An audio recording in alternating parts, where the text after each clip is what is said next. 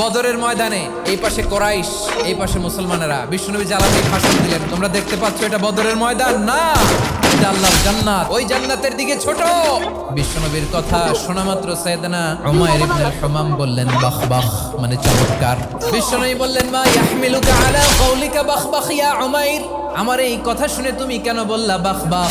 ইয়া রাসূলুল্লাহ, আপনার এই কথা শুনে আমি বড্ড খুশি হয়েছি, আর আমি প্রত্যাশা করছি আমি যদি ওই জান্নাতের মালিক হতে পারি তাহলে কতই না ভালো হতো। সুবহানাল্লাহ বলেন। বিশ্বনবী বললেন উমাইর আনতা মিন আহলিহা, তুমি ওই জান্নাতের অধিবাসী, তুমি জান্নাতি। উমাইর চিন্তা করলেন আমি জান্নাতি, নবীর মুখ দিয়ে যখন বেরোইছে ওই জান্নাতে তো আমার ঢুকতেই হবে, কিন্তু হাতে 3টা খেজুর খেয়ে যদি জেহাদের ময়দানে যাই তাহলে জান্নাতে যেতে তো দেরি হয়ে যাবে।